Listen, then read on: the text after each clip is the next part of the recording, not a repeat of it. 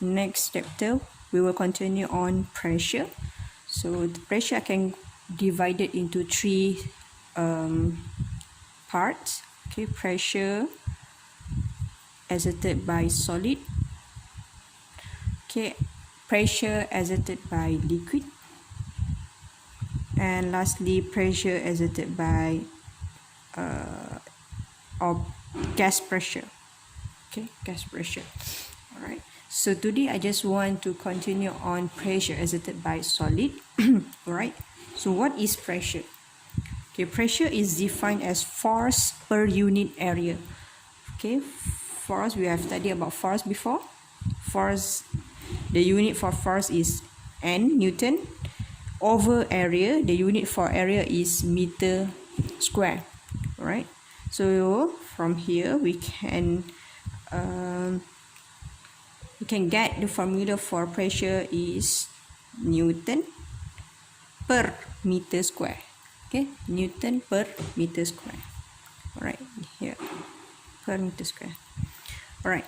Also, you can use the SI unit for pressure is Pascal. Okay, or you can just write PA. All right. I give you one example. Siti has a weight 50 kilogram and walking on sandy beach. Which shoe is suitable for her to wear that enables her to walk on the sand easily? Alright, so we have two types of shoes here. We have high heel shoe and flat shoe. So which one is suitable for her to wear? Okay, so we use which one? Okay, of course we choose flat shoe. Why we choose flat shoe? Because okay, the base of flat shoe is large. As you can see, okay, the base here is large.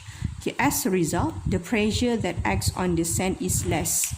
Okay, so when the area, okay, the base area is large, and then what happened to pressure? Pressure is less. Right. So what happened if we use high heel? High heel has small base area. Okay, small base area.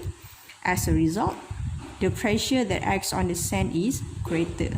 Okay, pressure is greater. That's why if she wears high heel shoe, so what happened to her? She will sink into the sand. So that's why we need to wear flat shoe. Okay, flat shoe produce less pressure because it has large base area. Okay, so enables her to walk okay easily on the sand. Right, so from here we can say that P is equal to F over A. Right, so P is directly proportional to force. Means that okay, P is directly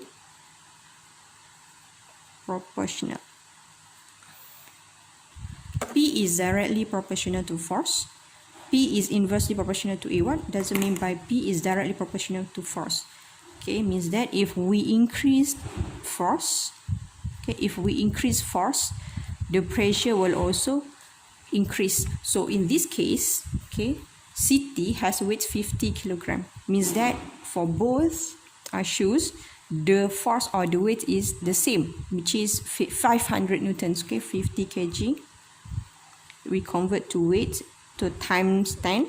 Okay, times 10, so we'll get 500 newton. So for both, for this case, the weight is 500 newtons. Right, so constant, same. The difference is only the base area. So, but what happened if we use the same type of shoes? Okay, for example, flat shoes. Okay, so one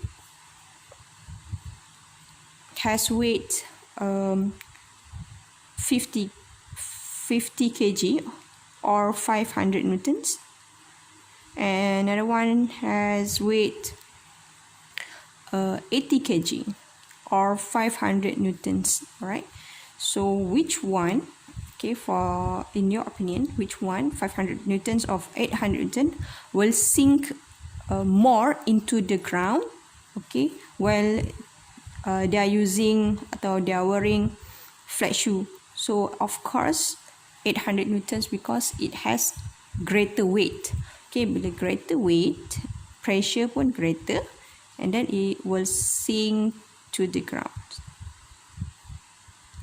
Alright, it shows that when we increase the force, the pressure will also increase and sink more to the ground.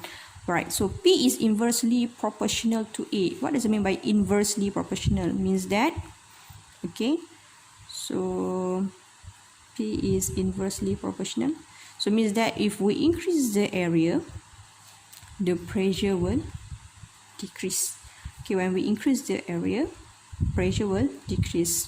For this case, okay, CT, weight is same, okay, the force is same, but with the difference is the shoes. So when we have greater base area, the pressure produced is less. Okay, so it does not sink into the sand.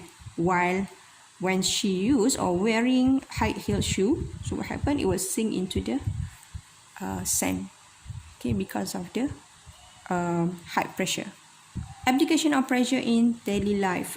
So for example, A, okay, why are the metal blades of skating both thin? Okay, you go for ice skating. Why the blades of the boots are thin? Okay, because it will allow the skater to glide smoothly across the surface of the ice. Okay, so why is the blade of an axe thin? Okay, so if not thin, okay, thick means blunt. Okay, this is sharp because thin area. If blunt, okay, thick area, right? So why we need thin? Because enables the axe to cut through the material. So when we have thin, pressure high, so it will cut through the materials. Okay, but when we have blunt, okay, blunt or thick axe, so what happened? Okay, the pressure low, so difficult for the axe to penetrate or cut through the materials. Alright, so why do tractors have big and wide wheels? Okay, so to prevent the tractor from sinking into the ground. So when we have wide and big wheels, so what happened to pressure? Area height, pressure will decrease, so it does not sinking into the ground. Okay, and what is the purpose of studs? Okay, on the sole of football boots. Okay, why? Give the player better grip of the ground, okay, as he dribbles the ball. Okay, last part is the example. Okay, the weights of wooden block with dimension 0.2 meters times 0.3 meters and times 0.8 meters as shown in figure is 12 newtons. So the weight is 12 newtons. Calculate the maximum pressure, the minimum pressure. So how we want to get maximum pressure? Okay, means that pressure is the greatest and pressure is the lowest. So how we're going to find the maximum pressure? So we know that P, okay, is equal to F over A. Right, means that is directly proportional to force, inversely proportional to area. P is direct proportional to force, P is inversely proportional to area.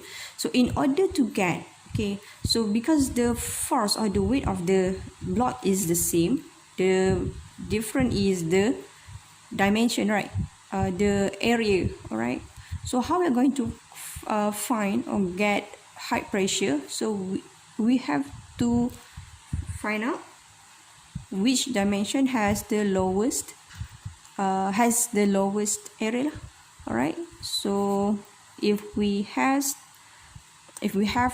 the smallest base area, and what happened to pressure? Pressure will increase. So maximum pressure, so we find looking for a dimension which has lowest area.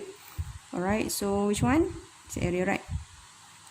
Okay, so the maximum, all right, pressure maximum. So pressure max is equal to force over area. Force is 12. Force is equal to weight. Right? And divide by area, 0.2 times 0.3. Alright, and solve this problem using calculator and you will get 200 pascals. Right, so how we're going to find the pressure, minimum pressure. Okay, pressure minimum is equal to, in order to get pressure minimum, we have to find the biggest or the largest area. So which dimension? This area, right? Okay, so if you use this, okay, actually not minimum yet, right? So we need to find, looking for the greatest area. So we find this dimension, so 0.8 times 0.3, so you will get 50 pascals. So P minimum 50 pascals, P maximum is 200 pascals. So yeah, all right, that's all.